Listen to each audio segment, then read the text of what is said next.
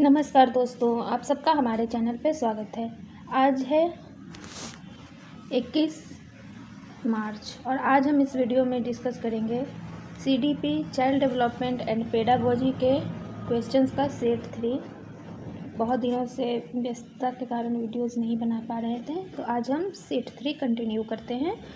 Child development and pedagogy का questions है जो कि प्रीवियस ईयर क्वेश्चंस है, प्रीवियस ईयर में पूछे गए क्वेश्चंस है। तो चलिए शुरू करते हैं। फर्स्ट है, we all differ in term of our intelligence, motivation, interest etc. This principle refer to. हम सभी अपनी बुद्धि, प्रेरणा, अभिरुचि आदि के संदर्भ में भिन्न होते हैं। यह सिद्धांत संबंधित है। ऑप्शंस है थ्योरीज ऑफ इंटेलिजेंस, बुद्धि के सिद्धांतों से, हेरिडिटी वंशानुक्रम से, इन्वायरमेंट पर्यावरण से, या फिर इंडिविजुअल डिफरेंस व्यक्तिगत विभिन्नता से। तो यहाँ हम बात करते हैं, हम एक दूसरे से डिफर है इंटेलिजेंस, मोटिवेशन, इंटरेस्ट सारे चीज़ों में। तो यह इंडिविजुअल डिफरेंसेस है। व्यक्तिगत विभिन्नता मतलब हर एक व्यक्ति का एक अलग वे होता है, हर एक व्यक्ति एक अलग वे में इंटेलिजेंस होता है, मोटिवेशन उस पर अलग, मोटिवेट होने का भी एक अलग तरीका होता है, इंटरेस्ट अलग होता है। किसी को रेड कलर पसंद है, किसी को ब्लैक पसंद है, किसी को वाइट पसंद है, किसी को खाने में ए पसंद है तो किसी को खाने में ओ पसंद है। तो ये जो होता है वो इंडिविजुअल डिफरेंस होता है, मतलब व्यक्तिगत विभिन्नता। तो ऑप्शन डी सही है। नेक्स्ट है, a student of disadvantage groups should be taught along with the normal student. It implies वंचित समूहों के विद्यार्थियों को सामान्य विद्यार्थियों के साथ साथ पढ़ाना चाहिए। इसका अभिप्राय है स्पेशल एजुकेशन विशेष शिक्षा, इंटीग्रेटेड एजुकेशन एकीकृत शिक्षा, एक्सक्लूसिव एजुकेशन अपवर्जक शिक्षा, या फिर इंक्लूसिव एजुकेशन समावेशी शिक्षा। तो यहाँ पे हम बात करते हैं, देख रहे हैं कि वंचित समूह जो हैं उन विद्यार्थियों को सामान्य विद्यार्थियों के साथ पढ़ाना चाहिए। तो यह इंक्लूसिव एजुकेशन है, समावेशी शिक्षा है। मतलब बात करते हैं समान रूप से शिक्षा देना, चाहे वो किसी भी वर्ग से आता हो, बड़ा हो, छोटा हो, गरीब हो, अमीर हो, इन सबको दरकिनार कर करके एक समावेशी शिक्षा प्रदान करना, इंक्लूसिव एजुकेशन देना। तो ऑप्शन डी सही होगा। नेक्स्ट है, out of the box thinking is related to. Out of the box चिंतन किससे संबंधित है? ऑप्शन है मेमोरी बेस्ड थिंकिंग, स्मृति आधारित चिंतन, डाइवर्जेंट थिंकिंग अपसारी चिंतन, कन्वर्जेंट थिंकिंग अभिसारी चिंतन, या फिर कंसिस्टेंट थिंकिंग अनुकूल चिंतन। तो आउट ऑफ द बॉक्स, तो इसका मतलब है कोई एक बीच में बॉक्स रखा हुआ है और इससे निकलना, मतलब आउट, फैलना चारों तरफ। तो फैलने का मतलब होता है डाइवर्ज, मतलब एक निश्चित पॉइंट से चारों तरफ डाइवर्ज करना। तो डाइवर्जेंट थिंकिंग में यह आएगा। यह जो है out of the box divergent thinking से रिलेटेड है, अपसारी चिंतन से रिलेटेड है। नेक्स्ट है, the assessment of a student can be used by teachers in teaching to develop insight into. शिक्षण में अध्यापकों के द्वारा विद्यार्थियों का आकलन इस अंतर्दृष्टि को विकसित करने के लिए किया जा सकता है। ऑप्शन है not promoting those student who do not meet school standards. उन विद्यार्थियों को प्रोन्नत न करना जो विद्यालय के स्तर के अनुकूल नहीं है। यह तो निगेटिव। CDP में जो भी होता है, CDP में हम देखते हैं कि हर एक जो भी सवाल होगा, जो भी क्वेश्चन होगा, उसका हम पॉजिटिव व्यू को देखेंगे। डेट मीन्स अगर ज़रा सा भी निगेटिव आता है तो उसको निकालते जाते हैं। तो सारे ऑप्शंस एक तरह के होंगे, कहीं ना कहीं उसमें हल्का सा निगेटिविटी दिखेगा, तो वो नहीं हो पाएगा, नहीं होगा। तो यहाँ देखते हैं, तो नॉट प्रमोटिंग तो होगा नहीं, मतलब हम विद्यालय स्तर से अनुकूल जो बच्चे नहीं हैं उनको प्रमोट ना करेंगे, उनको प्रोत्साहित ना करेंगे। ये तो गलत चीज़ है। हर बच्चे समान है, हर चाहे वो अनुकूल हो ना हो, उनका जैसे भी हो। कोई बच्चे तेज होते हैं, बौद्धिकता उनका तेज होता है, इंटेलिजेंट होते हैं, कोई कम इंटेलिजेंट होते हैं। तो इसका मतलब ये नहीं है कि वो हम उसमें विभिन्नता देख करके उनको चूज करेंगे। तो फर्स्ट ऑप्शन गलत है। Changing the teaching approach according to the learners need. शिक्षार्थियों की आवश्यकता के अनुसार शिक्षण उपागम में परिवर्तन करना। तो ये वाली जो है मतलब परिवर्तन करना, तो ये सही है, क्योंकि समय समय पे जो शिक्षा का नीति है, जो शिक्षा देने का मतलब उसमें कुछ एडिशन ताकि कुछ ऐड करना ज़रूरी होता है ताकि बच्चे को आसानी हो समझने में। तो यह तो पॉजिटिव दिख रहा है कि मतलब time to time according to learners need, मतलब जो बच्चों की इच्छा है, जो आवश्यकता है, उसको देखते हुए शिक्षण कला में बदलाव। नेक्स्ट है creating group of bright and weak student in the class. कक्षा में प्रतिभाशाली तथा कमज़ोर विद्यार्थियों के समूह बनाना। तो यह एक गलत है, क्योंकि अगर हम ब्राइट और वीक स्टूडेंट को देख करके उनका ग्रुप बनाएंगे तो यह जो है यह ऊंच नीच भेदभाव वाला काम करेगा, तो ये हम नहीं कर सकते हैं। Identify the student who need to be promoted to the higher class. उन विद्यार्थियों की पहचान करना जिन्हें उच्चतर कक्षा में प्रोन्नत करना है। यह भी गलत है। अब कुछ विशेष लोगों पर हम ध्यान देने का बात हो जाएगी, तो जो कि गलत है, इंक्लूसिव एजुकेशन में नहीं आ पाएगा। तो option second, changing the teaching approach according to the learners need, यह सही होगा। विकसित करने के लिए विद्यार्थियों का आकलन इस अंतर्दृष्टि को विकसित करने के लिए किया जा सकता है। शिक्षण में मतलब अध्यापक द्वारा क्या किया जाता है, जो शिक्षार्थियों की आवश्यकता है उसके अनुसार शिक्षण उपागम का परिवर्तन करना। नेक्स्ट है learning experiences should be planned in a manner so as to make learning meaningful. Which of the given learning experience does not facilitate meaningful learning for the children. अधिगम अनुभवों को इस प्रकार से आयोजित किया जाना चाहिए जिससे अधिगम को सार्थक बनाया जा सके। नीचे दिए गए अधिगम अनुभवों में से कौन सा बच्चों के लिए सार्थक अधिगम को सुगम नहीं बनाता है? ऑप्शंस हैं फॉर्मुलेटिंग क्वेश्चन ऑन कंटेंट, विषय वस्तु पर प्रश्न बनाना, यह जो है यह तो सार्थक बनाता है, नहीं बनाता है। हम देखना है कि कौन सा निगेटिव आंसर दे रहा है, मतलब निगेटिव व्यू दे रहा है, नहीं कर रहा है। तो फर्स्ट तो सही होगा। Discussion and debate on the topic, यह भी सही है, प्रकरण पर परिचर्चा और वाद विवाद। प्रेजेंटेशन ऑन द टॉपिक, प्रकरण पर प्रस्तुतिकरण, यह भी सही है।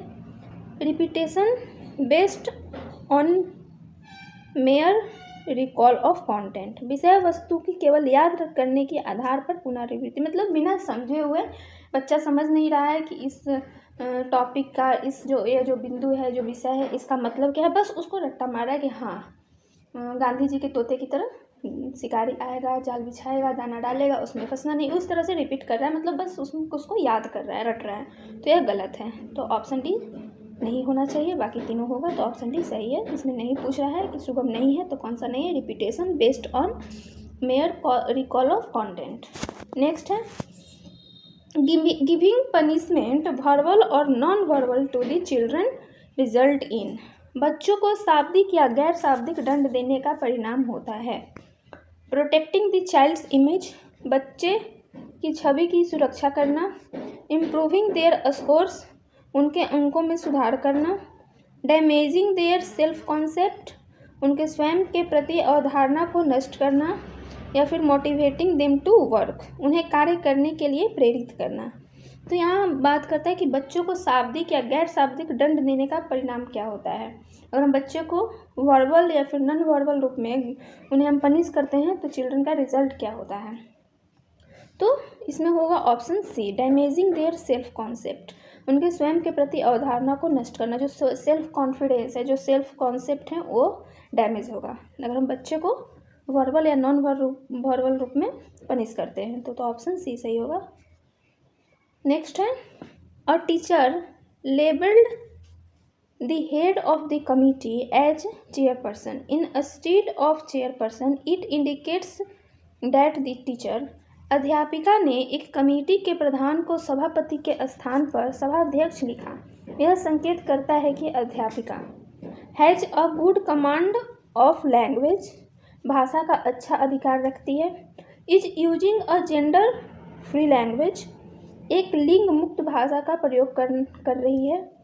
हैज़ जेंडर बाइस्ड, लिंग पूर्वग्रह से ग्रस्त है।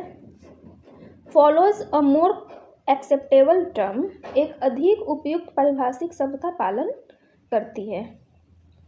तो यहाँ पे बात कर रहा है कि अध्यापिका है जो कि एक कमेटी में प्रधान को सभापति के स्थान पर सभा अध्यक्ष लिखती है। तो सभापति का मतलब होता है जेंडर बाइस्ड का काम करता है, मतलब सभापति जेंडर बाइस्ड चेयरपर्सन की जगह पे इंस्टेड ऑफ चेयरपर्सन का यूज करती है चेयरमैन की जगह पे। चेयरमैन मतलब सभापति, सभापति से एक जेंडर का मेल का संकेत हो जाता है। तो यहाँ पे ऑप्शन बी जो है वह सही होगा, is using a gender free language, जो कि शिक्षिका जो है अध्यापिका जो है वह एक लिंग मुक्त भाषा का प्रयोग कर रही है। सभा अध्यक्ष चेयरपर्सन लिख करके, पर्सन में दोनों आएंगे, मेल हो या फीमेल हो, लेकिन चेयरमैन हम लिख देते हैं तो वहाँ पे मेल इंगित होते हैं। तो ऑप्शन बी सही होगा। नेक्स्ट है continue and comprehensive evolution is essential for. सतत एवं व्यापक मूल्यांकन किस लिए आवश्यक है? Diluting the accountability of the board of education, शिक्षा बोर्ड की जवाबदेही कम करने के लिए, correcting less frequent error more than मोर फ्रीक्वेंट एरर, गलतियों की तुलना में कम अंतराल पर की जाने वाली जल्दी की जाने वाली गलतियों की तुलना में कम अंतराल पर की जाने वाली गलतियों को सुधारना। Learning can be understanding how learning can be observe recorded and improve upon, यह समझने के लिए कि अधिगम का किस प्रकार अवलोकन किया जाता है, दर्ज किया जाता है व सुधार किया जा सकता है। Fine tuning of test with the teaching, शिक्षण के साथ परीक्षण का तालमेल बैठाने के लिए। तो सतत एवं व्यापक मूल्यांकन के लिए क्या आवश्यक है? तो इसमें हम देखते हैं चारों ऑप्शन। शिक्षा बोर्ड की जवाबदेही कम करने के लिए यह सटीक आंसर नहीं है। अगर हम कंटिन्यूअस एंड कॉम्प्रिहेंसिव इवोल्यूशन क्यों जरूरी है, इज इसेंशियल फॉर क्यों जरूरी है, तो यह जरूरी है understanding how learning can be observe recorded and improved upon, मतलब यह समझने के लिए कि अधिगम का किस प्रकार अवलोकन किया जाता है, दर्ज किया जाता है व सुधार किया जा सकता है।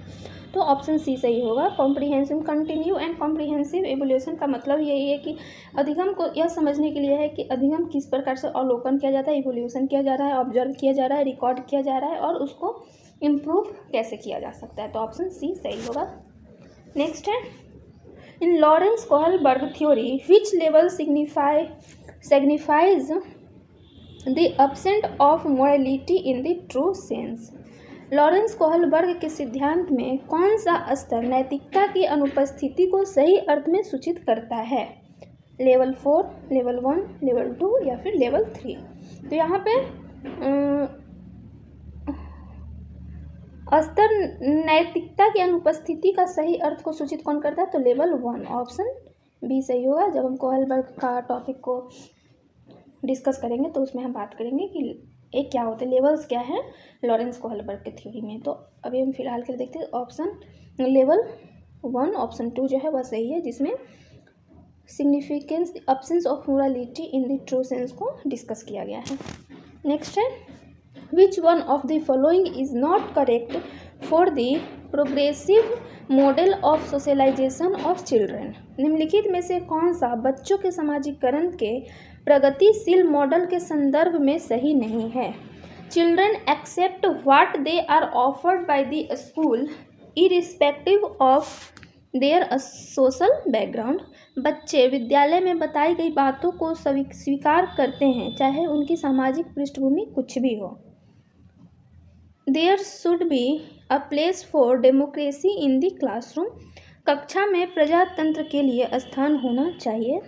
Socialisation is an adaptation of social norms. समाजीकरण सामाजिक नियमों का अधिग्रहण है। Active participation in the group work and learning social skill.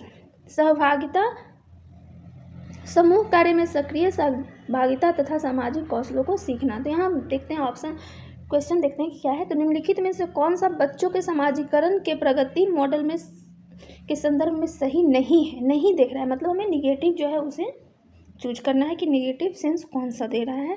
तो children accept what they are offered by the school irrespective of their social background. बच्चे विद्यालय में बताई गई बातों को स्वीकार करते हैं चाहे उनकी सामाजिक पृष्ठभूमि कुछ भी हो। तो यह जो है ऑप्शन 1 सही होगा। सेकेंड ऑप्शन है कि कक्षा में प्रजातंत्र के लिए स्थान होना चाहिए, यह सही है। मतलब बच्चों को बोलने की छूट, अपना जो भाव होता है, जो अपना क्वेश्चन है, उनके पास प्रश्न है, उसे पूछने की छूट, अपने अपने भावों को रखने का छूट होना चाहिए, प्रजातंत्र होना चाहिए। समाजीकरण, सामाजिक नियमों का अधिग्रहण, सोशलाइजेशन। हाँ, सोशलाइजेशन जरूरी है, मतलब सोशल नॉर्म्स पे सोशलाइजेशन जो है होता है बच्चा, मतलब जब बच्चे जन्म लेते हैं तभी से उन्हें सोशलाइज होना, सोशलाइजेशन देना, समाजीकरण देना उन्हें उनके विकास के लिए बहुत ज़रूरी है। तो यह सही है। समूह कार्य में सक्रिय समूह, अकेले से ज़्यादा बच्चे समूह में जब रहते हैं तो ज़्यादा सीखते हैं, तो यह भी सही है। तो कौन सा सही नहीं है? तो children accept what they are offered by the school irrespective of their social background, option 1 नहीं है सही।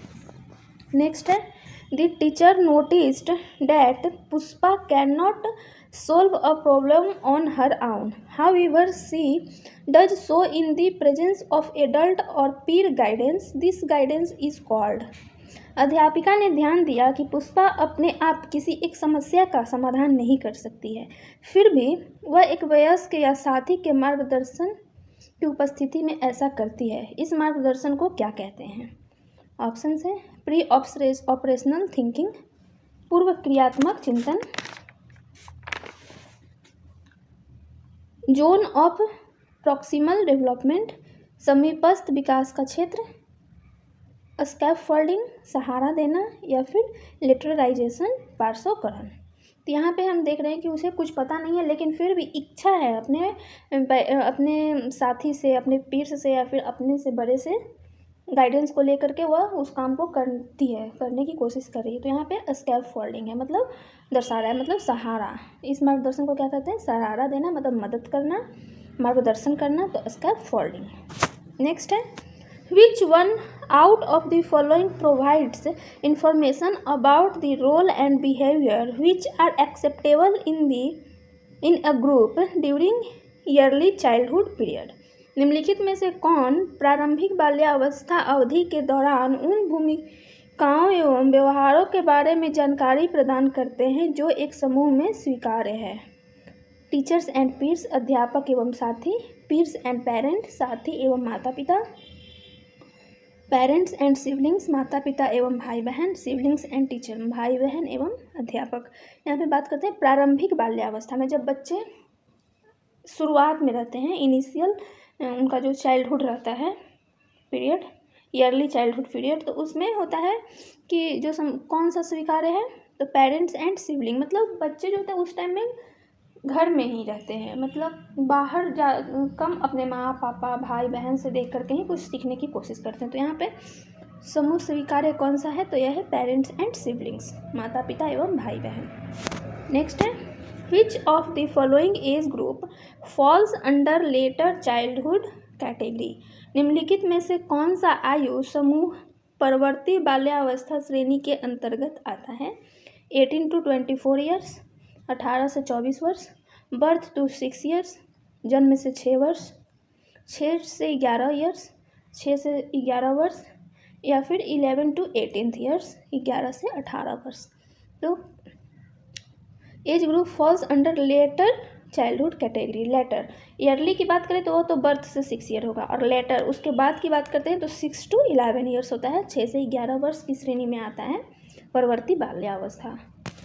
नेक्स्ट है, आर्जो says that language development is influenced by one's innate predisposition, while Sonali feels that it is because of the environment. This discussion between Arjo and Sonali is about. Arjo तर्क देता है कि भाषा विकास व्यक्ति की नैसर्गिक प्रवृत्ति से प्रभावित होता है, जबकि सोनाली महसूस करती है कि यह परिवेश से प्रभावित होता है, इन्वायरमेंट से प्रभावित होता है। तो आर्जो और सोनाली के बीच यह चर्चा किस विषय में है? Stability and instability argument. स्थिरता तथा अस्थिरता पर बहस, कंटिन्यूअस एंड डिसकंटिन्यूअस लर्निंग, सतत एवं असतत अधिगम, नेचर एंड नर्चर डिबेट, प्राकृतिक तथा पालन पोषण वाद विवाद, या फिर क्रिटिकल एंड सेंसिटिव फीलिंग्स, चुनौतीपूर्ण एवं संवेदनशील भावना। तो यहाँ पे बात कर रहे हैं लैंग्वेज डेवलपमेंट की, कि जो कि